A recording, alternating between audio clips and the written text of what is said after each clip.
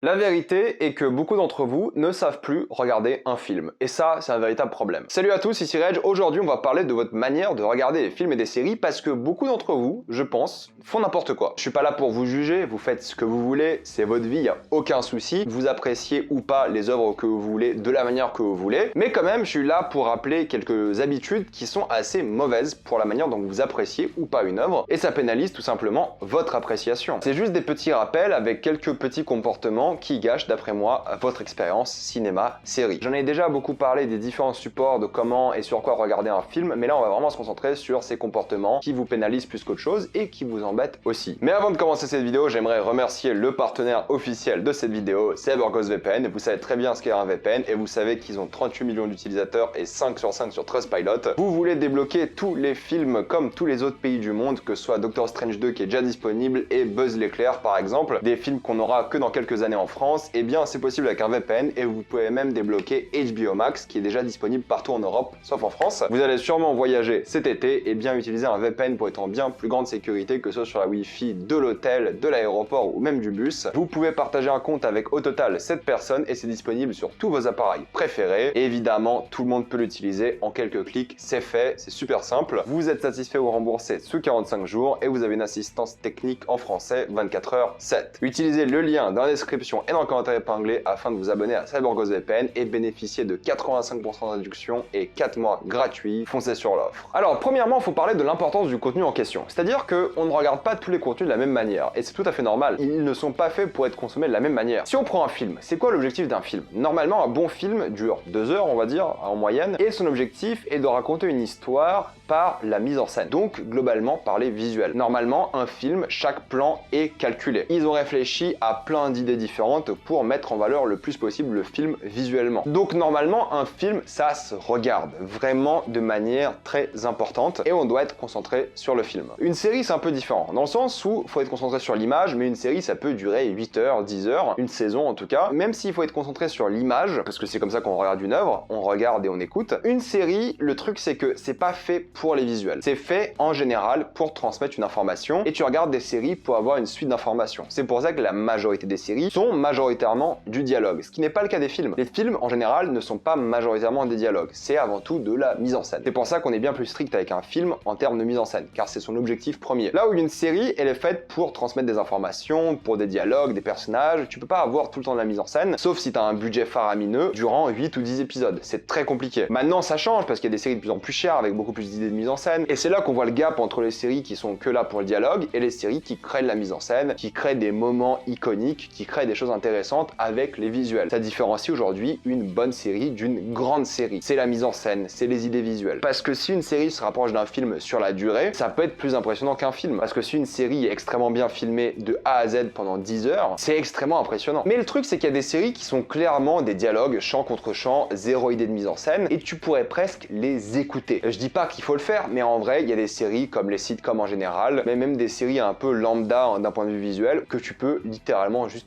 écoutez, parce qu'au final, tu ne gagnes rien à juste voir les acteurs dire leurs répliques. S'il n'y a pas de visuel, c'est que l'échange d'informations, c'est presque un audiobook, quoi. Faut toujours regarder, on est d'accord, mais des fois, ça ne change pas grand-chose. Ça, c'est souvent les séries où il y a énormément d'épisodes et des choses comme ça. Surtout les sitcoms à l'époque, c'est de moins en moins le cas, mais c'est vrai que bon, il y a des séries encore où c'est juste du dialogue et c'est des échanges d'informations. Alors que normalement, un film et une bonne série, une grande série même, c'est censé raconter une histoire par les visuels. C'est ça la différence, au fait. C'est qu'on raconte l'histoire par différentes manières. Ou les visuels, ou les dialogues. Après, il y a d'autres choses, il y a des documentaires et des choses comme ça que vous pouvez clairement écouter, qui ont des visuels sympathiques, mais des fois vous pouvez juste écouter et vous n'allez pas perdre d'informations. L'objectif c'est de vous instruire, donc souvent écouter c'est le cas. Pareil pour YouTube, hein. Moi mes vidéos je fais du montage et tout pour que vous puissiez les regarder, mais moi je ne regarde pas de vidéos YouTube, je les écoute toutes. Jamais de ma vie je me pose regarder une vidéo YouTube, j'écoute, sauf quelques exceptions qui sont faites pour être regardées. Mais moi je pense aussi que beaucoup d'entre vous écoutent mes vidéos, ce qui est normal, ça me dérange pas. Vous ne perdez rien à juste écouter mes vidéos sans les regarder, il n'y a pas de problème. Donc cette différence pour moi est vitale et il faut la comprendre. Maintenant, quelles sont les habitudes qui ruinent vos plaisirs, films et séries? La première habitude qui est énorme qui est fatal, c'est le téléphone. Combien d'entre vous, et soyez honnêtes, regardez un film chez vous avec votre téléphone dans les mains? Ou une série avec votre téléphone dans les mains? Ma règle quand je regarde un film, c'est que je me mets en mode avion où je touche pas le téléphone pendant 2 heures. Une série, ça dépend de la série que je regarde. Parce que comme je vous l'ai dit, il y a des séries que tu peux un peu checker tes messages vite fait ou répondre à un message si t'as vu que t'as une notif. Ça dépend des séries. Et pareil, YouTube,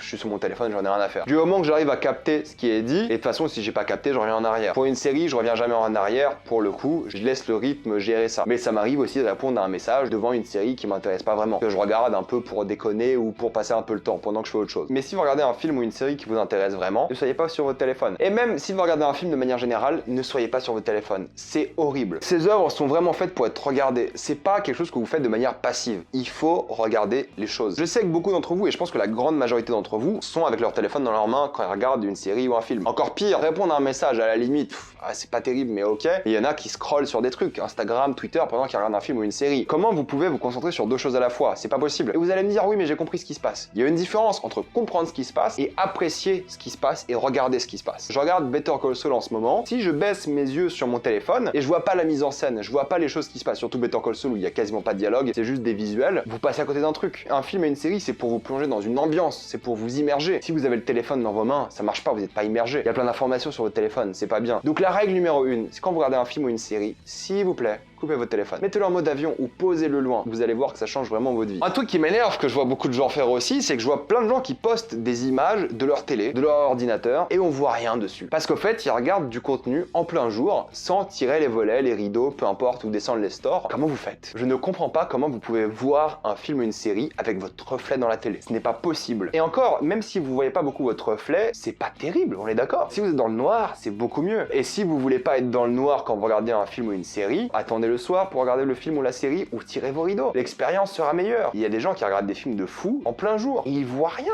Je vous jure, ils ne voient rien. Après, ils vont se plaindre sur les réseaux. Oh, on voyait rien dans cet épisode d'Obi-Wan Kenobi. Baisse les volets et regarde ta télé, putain. Et un truc qui me fait câbler, c'est les gens qui mettent pause. Une série, c'est 1 heure. Tu peux rester assis 1 heure sans faire quelque chose. Alors oui, t'es chez toi, il y a des choses qui peuvent intervenir de la vie extérieure, mais mettre pause, ça casse vraiment le rythme. Pour une série, à la limite, ok. Mais il y a des gens qui mettent pause durant un film de 2 heures pour faire autre chose. Ils font, je vais faire une pause, je vais faire autre chose. Vous faites pause au cinéma? Non, vous faites pas pause au cinéma. Si vous faites pause, vous gâchez littéralement le rythme du film. Le film est fait d'une manière rythmée. Il est là pour vous intéresser de A à Z. Pareil pour les séries. Si vous faites pause, vous gâchez le rythme. Et après, il y a des gens, ils font pause, ils reviennent plus tard et ils disent ouais, ça m'ennuie un peu. Tu t'es littéralement arrêté en plein milieu. T'as pas le droit de dire que ça t'ennuie, tu t'es arrêté en plein milieu. Si c'est une pause pour aller aux toilettes, des choses comme ça, ok, si vous revenez, vous vous mettez devant direct. Mais ne faites pas pause. Vraiment, ça gâche votre expérience de faire pause. Et les gens qui regardent un film en plusieurs fois, oh là là là là, ça faudra en parler. Surtout des films de 2 heures. Tu regardes pas un film en plusieurs fois. Ça fait pas élitiste de dire ça, c'est juste la manière dont est fait un film. Tu peux pas regarder un film en 4 fois ou en 3 fois, un film de 2 heures, ensuite dire qu'il est pas terrible. Parce que c'est ça le problème de tout ça. C'est qu'il y a des gens qui ont tellement de mauvaises habitudes et ensuite ils vont oser aller sur les réseaux, ils vont oser aller se plaindre, ouais c'était pas terrible. Alors qu'ils ont passé le film sur leur téléphone, la télé on la voyait même pas parce qu'il y avait trop de lumière dessus, et en même temps ils ont fait pause 3 fois et ils ont regardé le film en 4 fois différentes. Et à un moment, si vous regardez un film,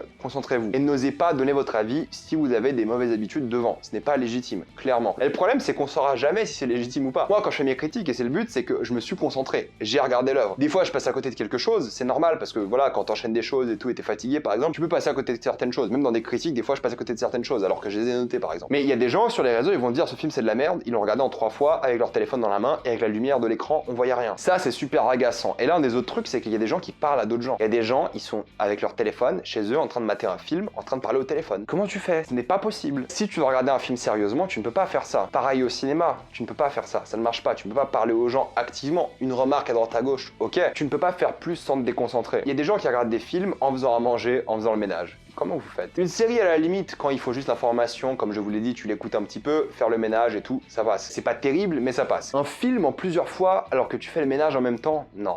Non, non, non, non, c'est pas possible, ça marche pas. Il y a des gens qui regardent en accéléré, alors ça, il y a même pas débat. Ne faites jamais ça. Jamais ça. Il y a des gens qui passent les scènes inutiles. Mais ça va pas ou quoi? Comment est-ce que vous savez si une scène est inutile ou pas avant de l'avoir terminée? Vous ne savez pas. Alors oui, dans des œuvres comme des animés, des choses comme ça, vous savez qu'il y a des fillers. Vous le savez. Des choses qui servent à rien. Mais dans une œuvre, si ça part sur une intrigue qui vous intéresse un peu moins, comment est-ce que vous savez que la scène en question est inutile? Non, mais l'intrigue m'intéresse pas, elle est inutile. Non, c'est pas parce que l'intrigue t'intéresse pas qu'elle est inutile. Et peut-être cette intrigue t'intéresse pas si tu passes des scènes. Après, tu vas venir plus tard dire ouais, pas terrible, pas très cohérent. cohérent, mais t'as zappé toute l'intrigue. J'ai dit que j'allais pas juger, mais les gens qui passent les scènes inutiles, vous êtes des criminels pour moi. Ce n'est pas possible autrement. Je ne mets que ça comme explication. Il y a aussi un truc où les gens cherchent activement les défauts des œuvres. Ils cherchent des incohérences réalistes. Alors, sachez, peut-être ça va vous surprendre, mais un film et une série ne sont pas la vraie vie. Certaines incohérences passent dans le contexte du film et c'est pas très grave. Donc n'essayez pas de toujours pointer du doigt les cohérences réalistes. Oh, c'est pas réaliste, c'est nul. C'est un peu plus différent, un film. C'est pas les mêmes enjeux, c'est pas exactement la même chose. Donc honnêtement, n'allez pas chercher la petite bête à chaque fois. Ça va gâcher votre expérience plus que tout. Et ceux qui ne se taisent pas, c'est la même chose. S'il vous plaît, lorsque vous regardez une œuvre,